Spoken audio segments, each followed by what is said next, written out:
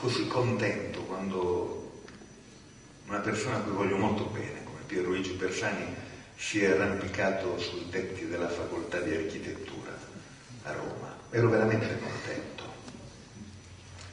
Oggi ho l'impressione che dalla scala che portava sul tetto abbia scelto di scendere nel sottoscala del palazzo dove si costruisce la politica in forma di trionfo della tattica, della furbizia, dell'alleanzismo senza contenuto,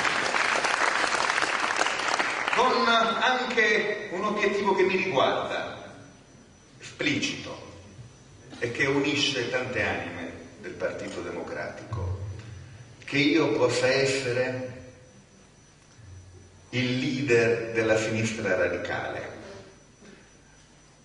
per un problema legato, questo auspicio, si interrogano molto sul mio futuro, io ringrazio, ma il punto riguarda un fatto politico rilevante, e che nel popolo genericamente di sinistra e nel più largo popolo democratico le barriere architettoniche, culturali che hanno separato riformisti e radicali sono cadute, perché la contesa tra le due sinistre si è risolta in nessuna sinistra, e questo determina il fatto che le persone latamente interessate al futuro del paese vogliono sapere non qual è la bandierina o la campana di vetro nella quale ci proteggiamo o la nostra biografia ideologica, vogliono sapere sulla formazione, sul lavoro, sulla libertà, sugli uomini e le donne, sulla vita e la morte, che cosa pensiamo, che cosa diciamo, quali battaglie costruiamo, vogliono sapere questo.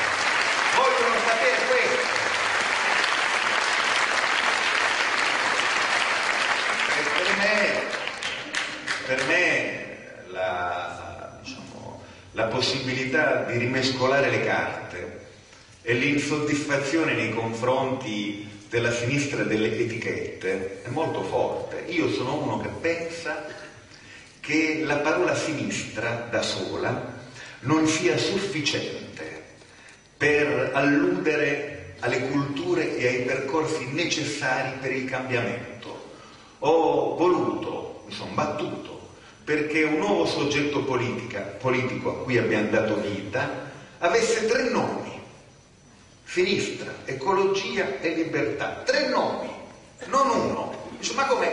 La parola sinistra non era esaustiva di tutto? No, dobbiamo essere sinceri, cari compagni e cari compagni, dobbiamo dirci la verità. Ecologia non è una nozione che possa essere con tranquillità oggi retrospettivamente essere sussunta dalla parola sinistra, perché a sinistra ci sono stati tante incomprensioni, tanti equivoci e tanti ritardi nella comprensione del fatto che la contraddizione ambientale è fondativa oggi dei dilemmi dell'umanità, e che se non si assume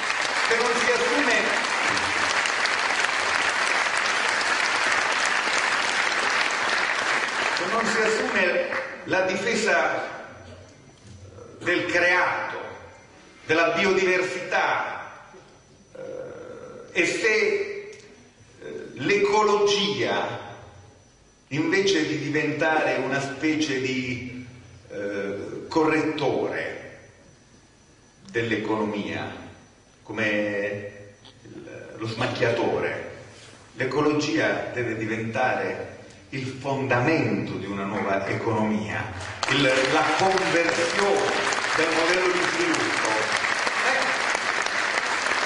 Ma per poter dire questo, io devo criticare anche tante cose. Io, pensate, vengo da una tradizione marxista, comunista, no? Per, diciamo, mio distoro e per vostra rabbia, per molti di voi, sono pure credente. E la mia appartenenza a queste 2 chiese, a quella comunista e a quella cattolica, mi ha, diciamo, educato per una comunanza di narrazione tra queste 2 storie all'antropocentrismo, all'idea cioè che al centro dell'universo c'è l'essere umano, noi dicevamo l'uomo, perché l'uomo con la U maiuscola è comprensiva anche delle donne, secondo, diciamo, il linguaggio neutro maschile che ha governato gli assenti del mondo.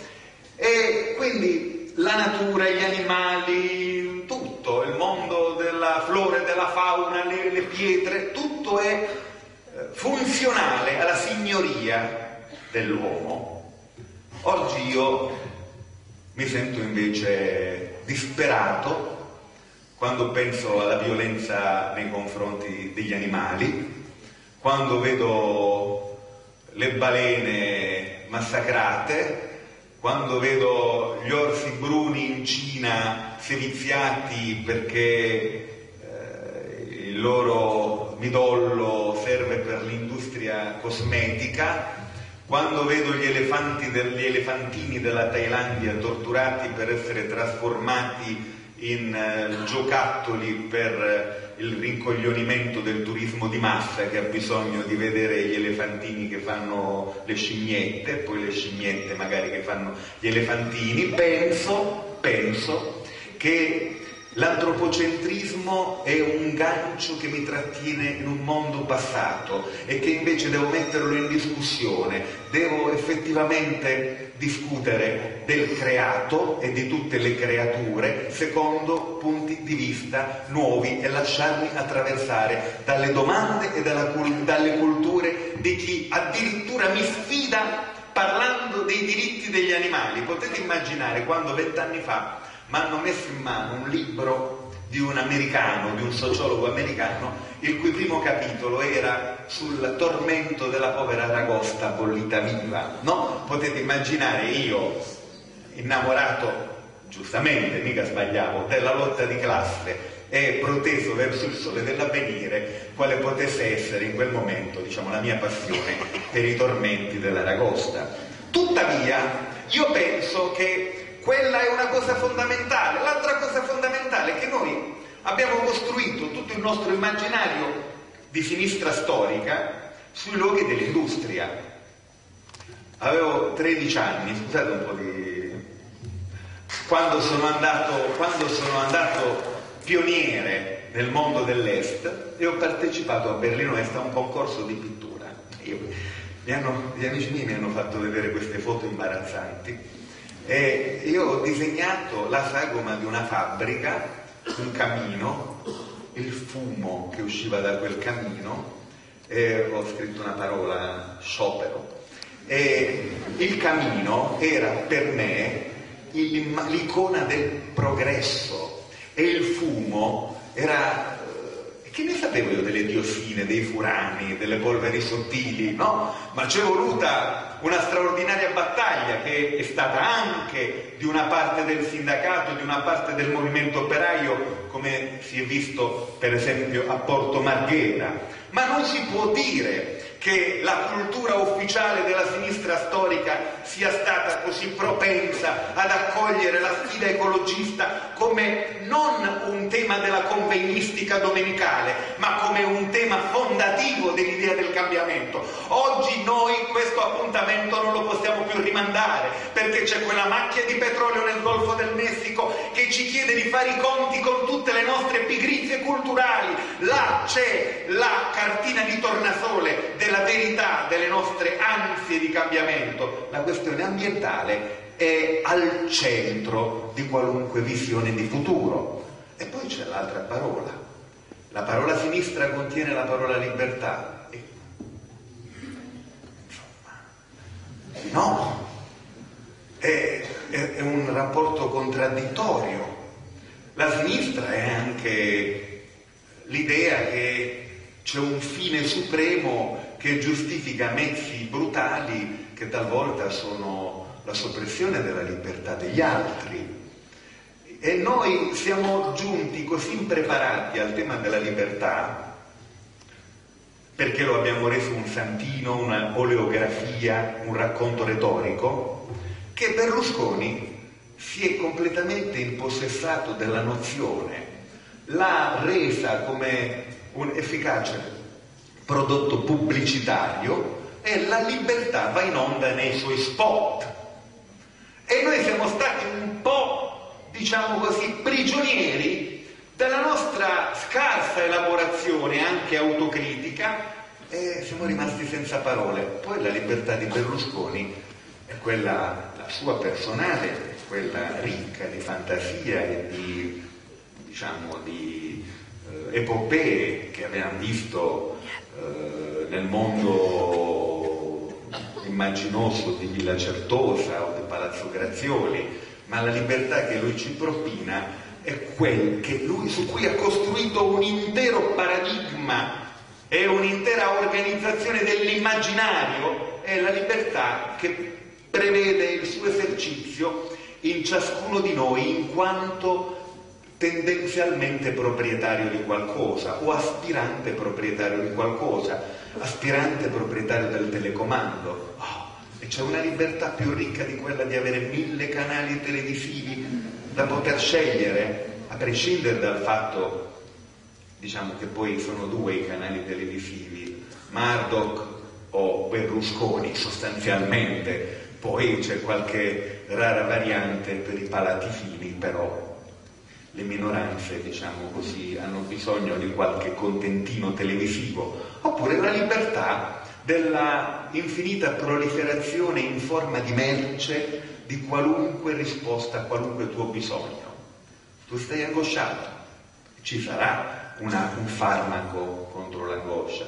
Tu stai agitato e c'è un farmaco perché tu sei troppo agitato. La libertà è nel possedimento tendenzialmente infinito di merci che ti danno la sensazione, nello sceglierle, di essere infinitamente libero.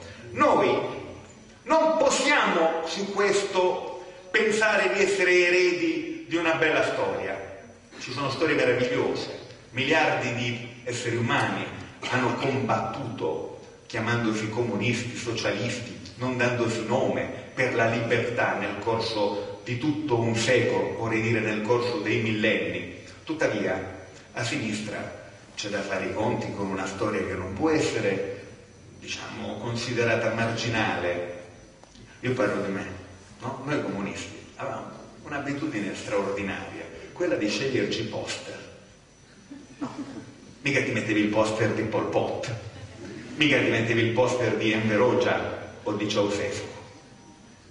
Sceglievi i poster di quelli presentabili, Rosa Luxemburg, Ernesto Che Guevara, Enrico Berlinguer, eccetera, no? E la selezione del poster era la resa dei conti un po' sbrigativa con una storia. E siccome quella storia aveva anche prodotto genocidio, gulag e una sorta di pedagogia autoritaria che prevedeva che la libertà individuale fosse un prodotto borghese, beh, scusate, io penso che noi dobbiamo riflettere molto sulla libertà come proposta di cambiamento, a partire dal dato numero 1. La libertà è sessuata, è fatta di uomini e di donne, non esiste